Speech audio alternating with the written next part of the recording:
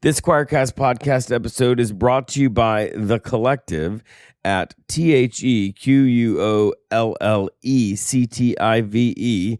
The Collective is a bold, independent media hub committed to truth, justice, and calling fascism what it is. While other outlets bend the knee to Christian nationalism and corporate dollars, The Collective stands tall, queer, loud, and unbought. And you can find my articles there as well. Right now, you can get 20% off a yearly subscription using our exclusive promo code UNBELIEF. That's UNBELIEF. Unbelief. You're going to get 20% off when you go to The Collective, hit the subscribe button, and put in the discount code UNBELIEF. If you're looking for the site, it's TheQuollellective.com. That's TheQuollellective.com. The Collective, and our promo code UNBELIEF. I think you're really going to love it there.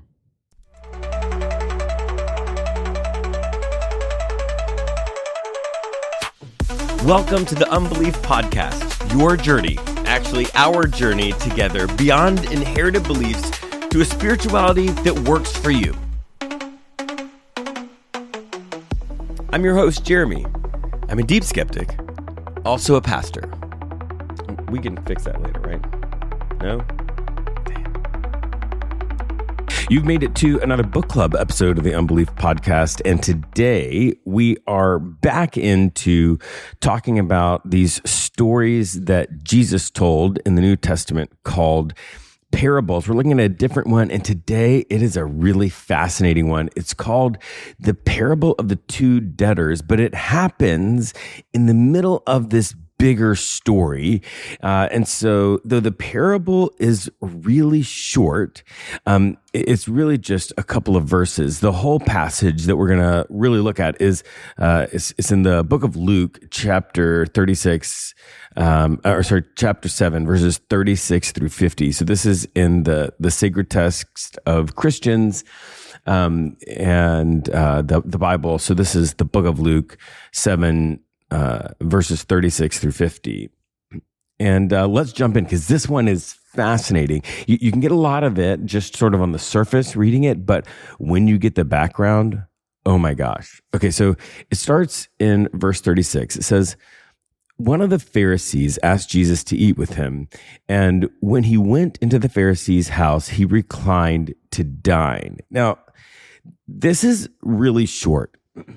And when you read it at first, you just assume that the writer of the book of Luke is sort of giving a shorthand, fast forwarding through all the stuff that you would expect to happen. So just to be clear, for those of us who didn't grow up in the first century, let me walk you through what happens at one of these dinners. Now, we've talked before that dinners in the ancient Near Eastern world are all about people increasing and exchanging honor. This is an honor and shame culture. And so dinners, these sort of dinner parties, were a way that a person would increase the honor of their friends and family, because they would invite some well-known guest to this party, and everybody they invited would sort of receive the honor of being able to be part of this party, and the honor of that guest would sort of lift the honor or the status of the other people in the room. So you assume that Jesus is sort of the honored guest at this table. Now, this is interesting because it does begin with the fact that it's a Pharisee that is asking Jesus to eat with him. So it starts with something sort of surprising if you've been reading the text of Luke, because a lot of the Pharisees are not super fans of Jesus. And so we are assuming that this Pharisee might be a little different. But let's talk about what happened. So when Jesus walks into the room in the ancient Near Eastern world, in first century Israel, the very beginning of what's supposed to happen is that the host of the party is supposed to sort of meet him at the door and greet him with a kiss on his cheek or on his hand. This is the sort of standard gesture of welcoming him at the door. Then there should be a foot washing. So people walked around in sandals, dirt roads all day. Their feet were disgusting, and the custom was that the host would offer water for the guests to wash their feet, or in wealthier homes and in a home like this of this Pharisee and in a guest of this level, you would expect them to actually have a servant wash their feet for them. Dirty feet at a table were gross. Feet were unclean, and even the way that you sat at a table was situated so that your feet were away from it. We'll get to that in just a second, but after the foot washing for an especially distinguished guest like Jesus, the host would anoint their head with like olive oil or fragrant perfume. This was like refreshing, but also honoring. And it wasn't required, but for a guest of Jesus' stature, a guest of his renown and respect in the community, everybody would be expecting Simon to do just that. And so at the beginning here, it has this thing, like this could be just the writer of the book of Luke glossing over all the stuff that everybody knew was happening, getting to the point. Or it could be that stuff didn't happen. And if that stuff didn't happen, we've got a problem. So the other thing that doesn't happen, and this is really interesting, at the end, right? So it says, one of the Pharisees asked Jesus to eat with him. And when he went into the Pharisee's house, he reclined to dine. So again, there's this abbreviation, it appears, of all of this ritual. The other thing is going right in and reclining to dine would also have been offensive. That if he just went in and reclined to dine, that there's this tradition that the oldest people recline first, right? And so out of respect to your elders, you would sort of wait around for the older people to show up and to recline. And so all of this, it starts it really quickly and with the sense of like, whoa, what's happening, right? Is this, did I hear what I thought I just heard? Like nothing happened with Jesus, just reclined? Wow, this is, it makes the first century hearers lean in. Like, is this going to be? And then it says, and the reclining to dine. So they were seated in something called a triclinium, which is these low tables, and the low tables had these couches kind of. And so when you dined, you laid down, and you had your feet facing away from the table because, like we said, the feet were gross. They were unclean, and they were unclean at a level that we don't experience them today, right? At least thought of as that. Well, and actually that unclean. Then the story cuts to the woman, and it says, a woman in the city who was a sinner. And it's an interesting way to introduce somebody, because when we introduce someone in a story, we introduce something that it characterizes them, right? To tell you who they were, right? And then there was a man who was a ruler, or the man who was a Pharisee, right? And it sets you up to say, okay, this is the role that this character is playing. This is the defining attribute that I need to know right here at the beginning. And right here, the defining attribute of this woman is that she is a sinner. So she's not just a normal, random, sinful person. She is a sinner. And so when we hear that, there is a connotation, and it gets more clear a little bit later that she is a well-known sinner, that she is an extreme sinner, and that now we've got a big, well-known sinner there in the house, which the Pharisee would not have allowed. So when they dined, and we get this actually a little bit earlier, Jesus is dining at a tax collector and there's sinners around, and the Pharisees are like, wow, you eat with sinners, because the Pharisees were very concerned with the ritual purity.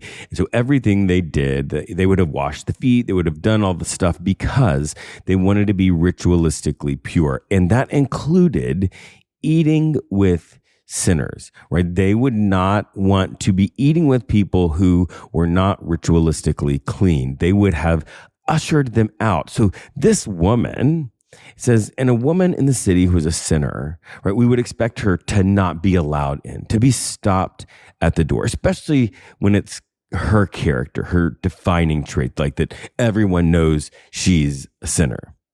But it says, a woman in the city who was a sinner, having learned that he was eating in the Pharisee's house, bought an alabaster jar of ointment.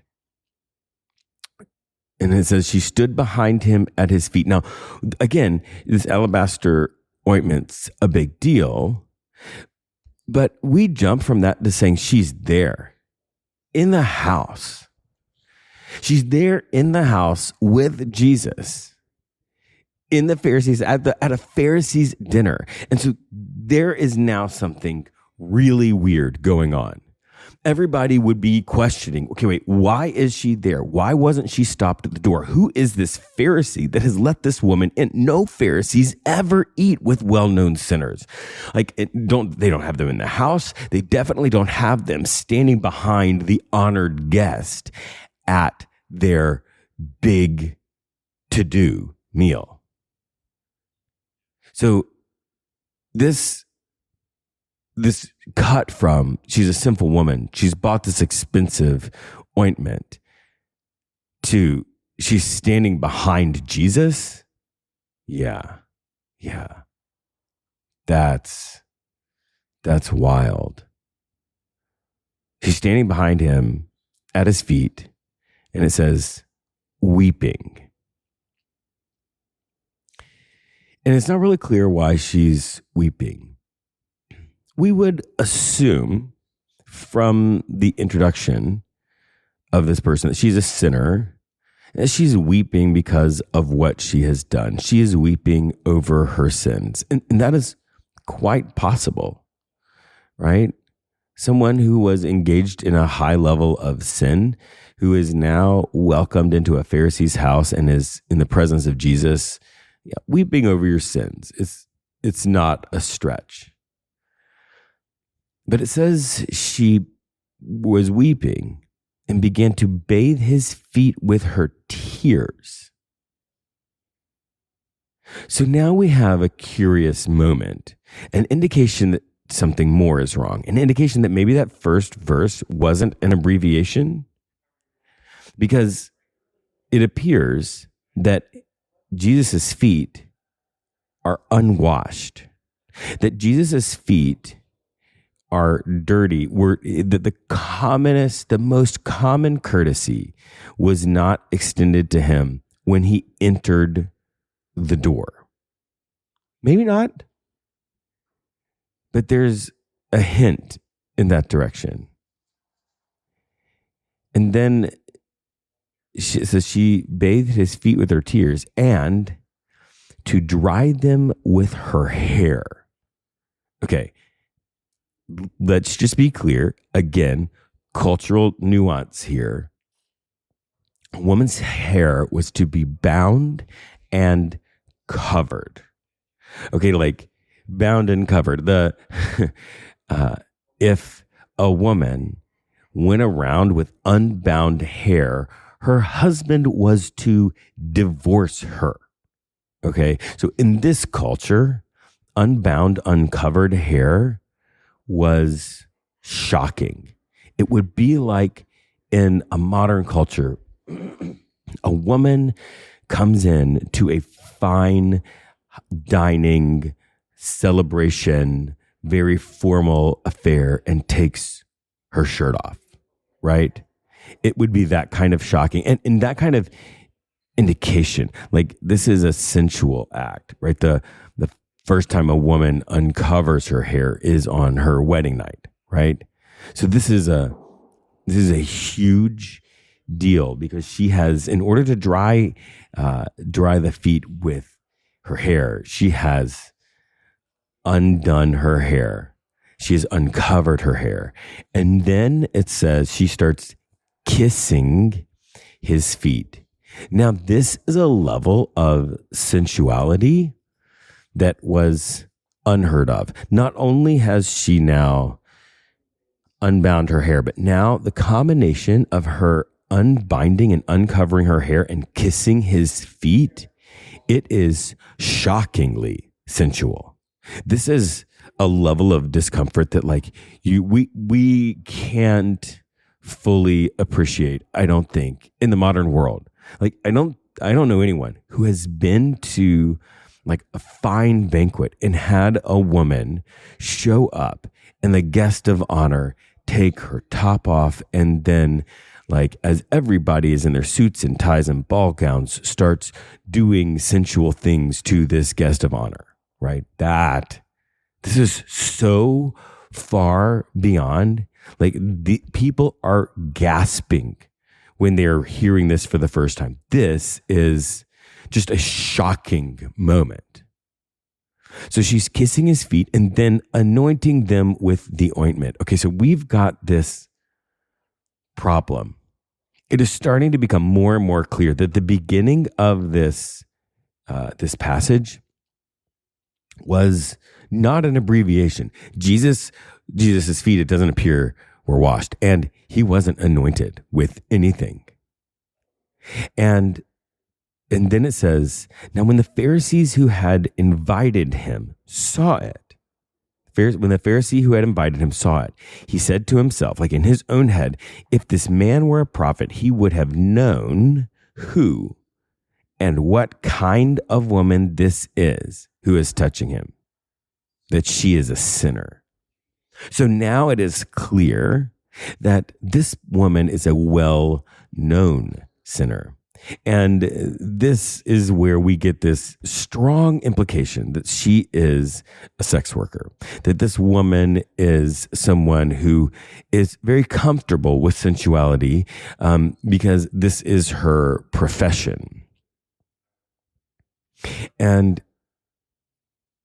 it also appears that the Pharisee also knew who this woman was.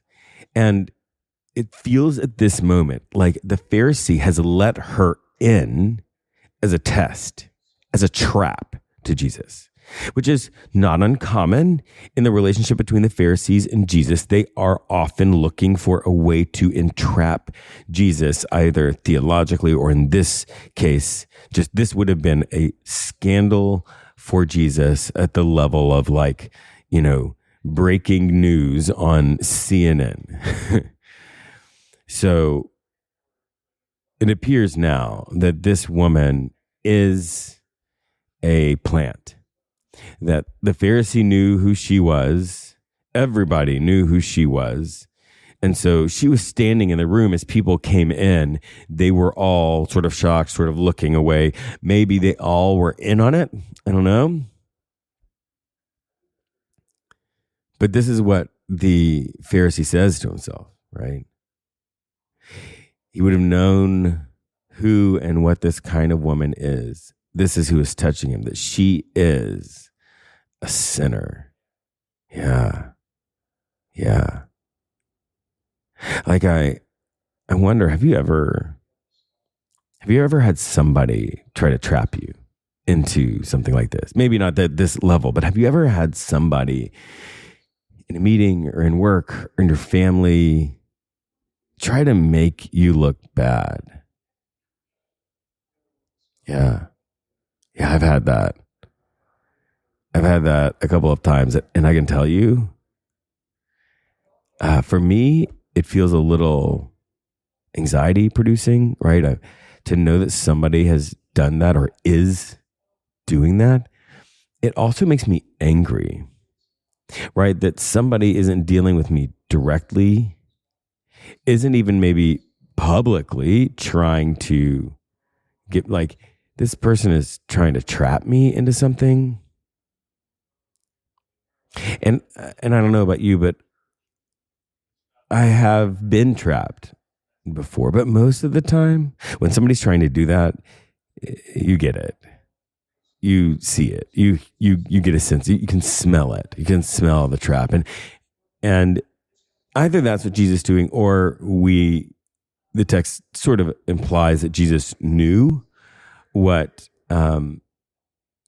Simon was thinking. And Jesus spoke up and said to him, "Simon, I have something to say to you." And this is short.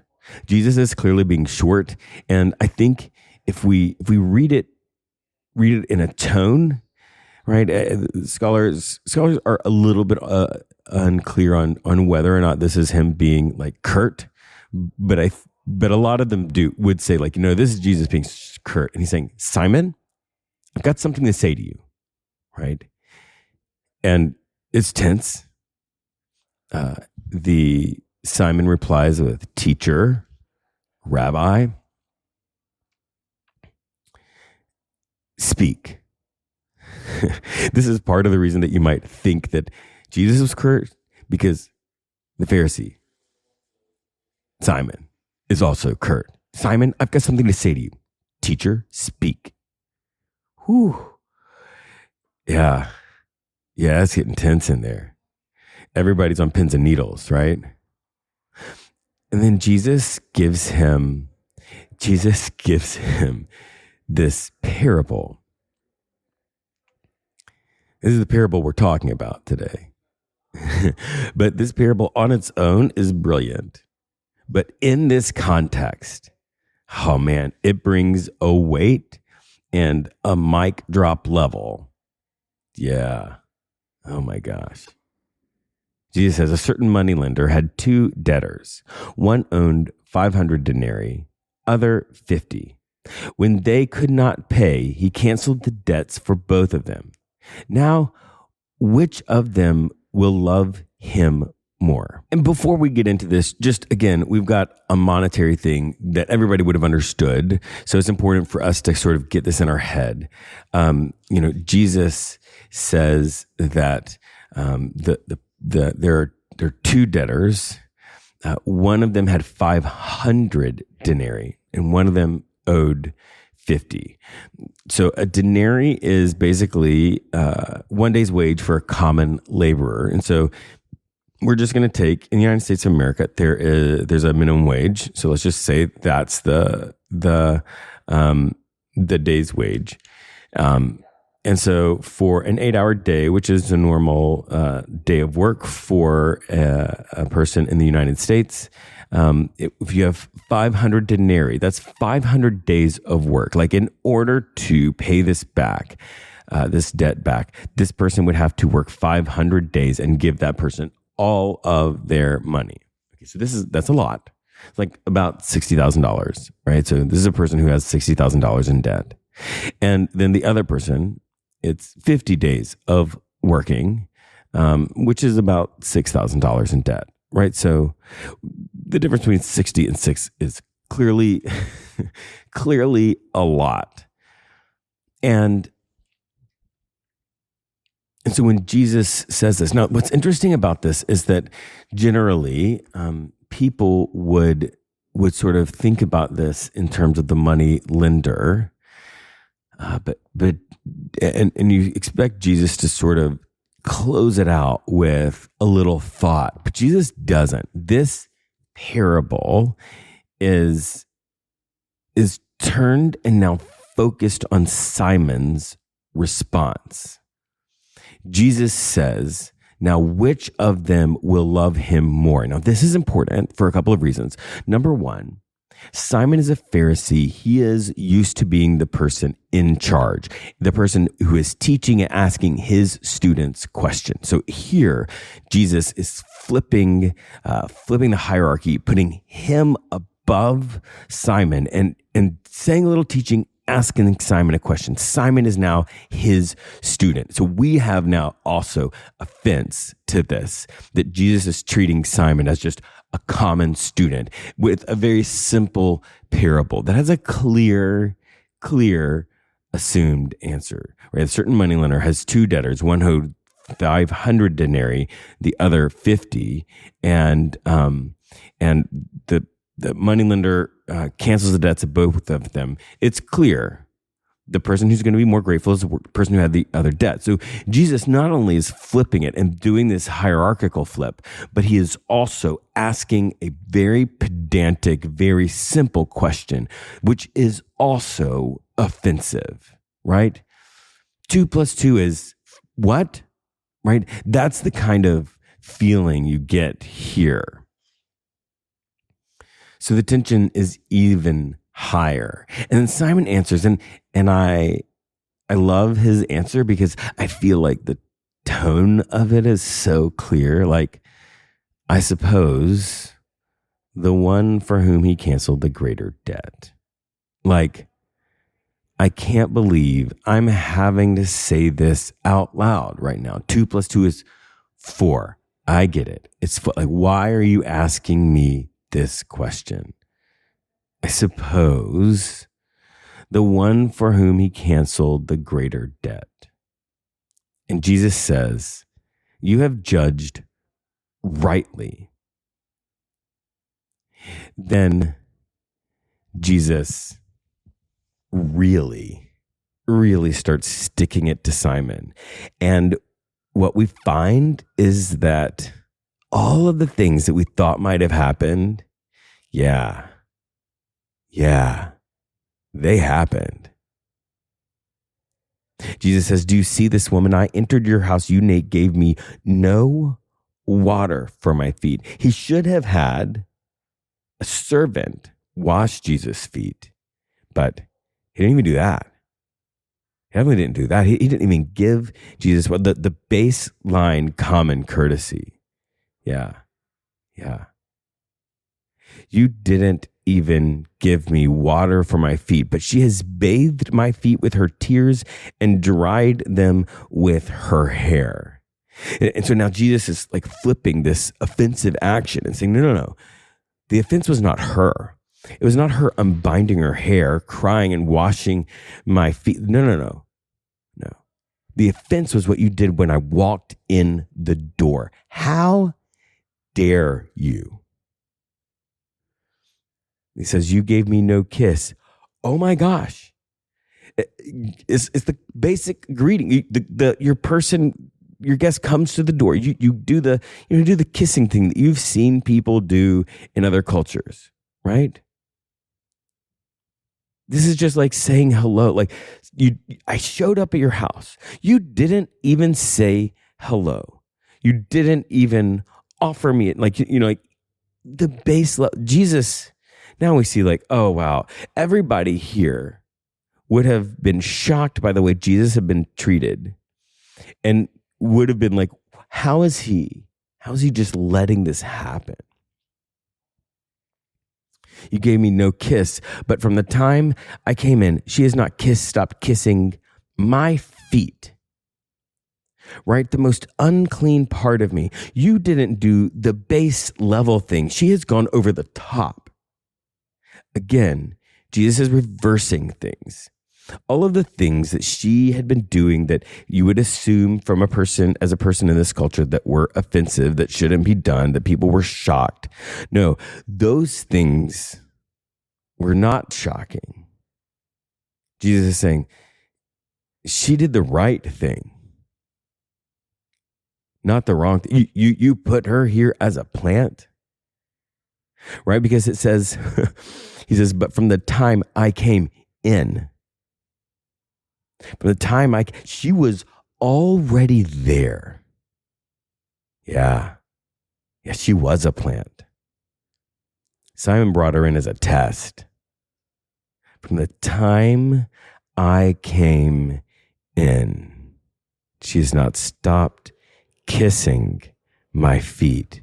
God, this moment, this is like a reality TV show where somebody's like throwing wine in somebody's face.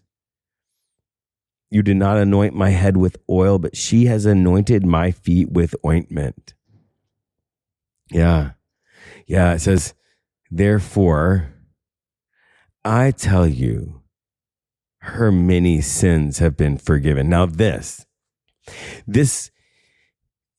to us, to you and I who maybe grew up in church or at least grew up hearing stories about Jesus, this doesn't seem offensive, right? This is not Jesus forgave another person's sins. Yeah, not a big deal. But for Simon, this was the shock of all shocks.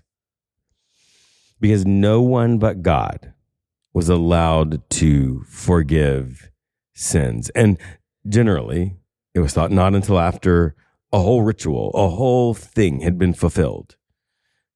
And it wasn't just any person's sins. It was this woman's sins. It was the woman who everybody knew was a woman, who had a lot of sin, right? You actually would expect, and there's random stories around this part of the world where a person who has like a lot of sin asks somebody, it's like, what do I have to do to have my sins forgiven? And they'd say, actually, I don't think it's possible. Like, you have too many sins. It's not possible to do the amount of rituals that you need to do to be forgiven for the amount of sin that you have. Right? That would be the expected response here. Yeah, but Jesus says, no. I am going to forgive her sins. And so all of the things that Jesus said that were now offensive, like you didn't do this, calling him out in public, the most offensive thing, it actually like ramps up to this. This is the most offensive part, right? Jesus says, her many sins has been forgiven.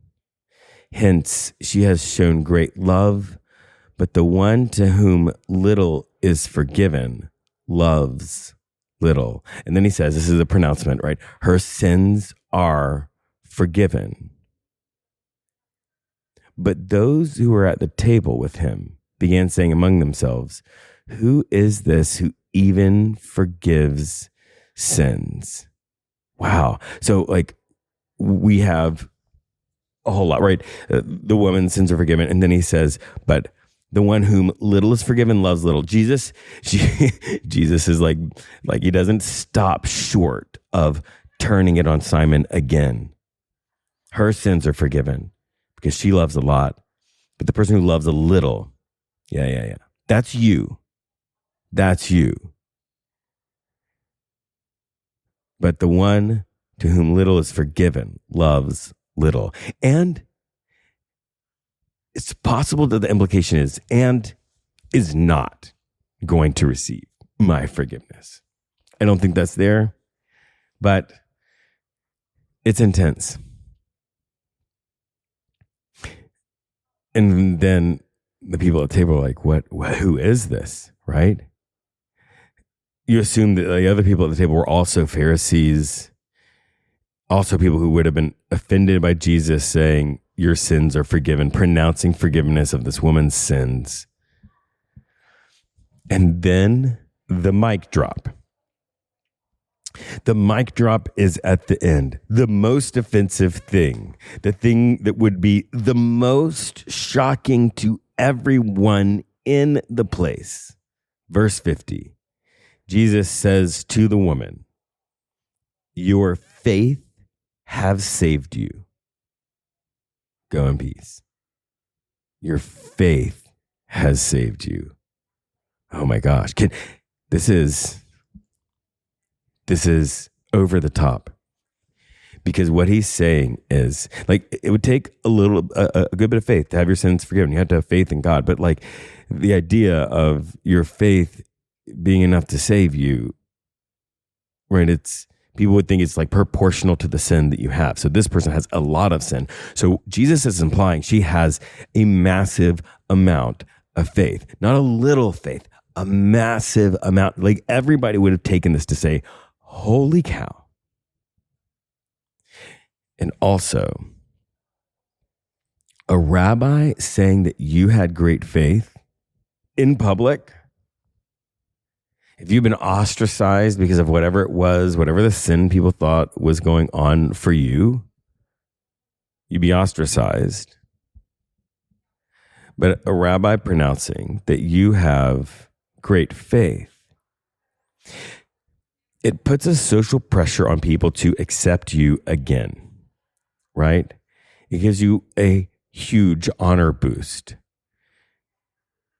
Basically, they would have to deny the authority of this rabbi, which people were not doing unless they were, trying to trap him. Jesus says in this shocking ending, not only has her faith saved you, but he is implying that she has a lot of faith. He's really implying that she has way more faith than anyone else in the room. And now those people have this cultural pressure to accept this woman that they did not accept, this woman that they treated as a pawn, this woman that they brought in as bait.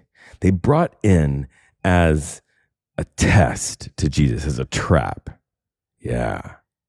And now they're supposed to accept her. Huh. Yeah, I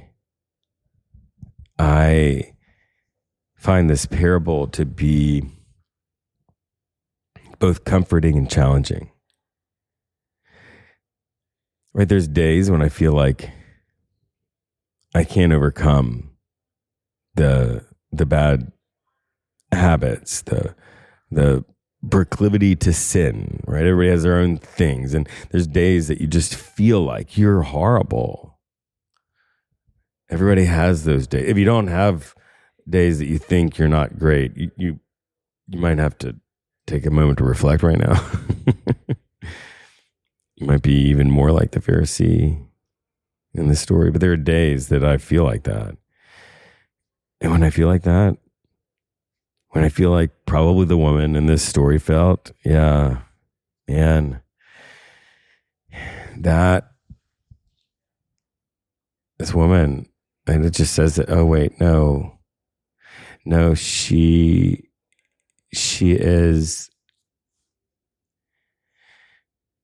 forgiven. Her sinfulness does not have an impact on how much faith she has.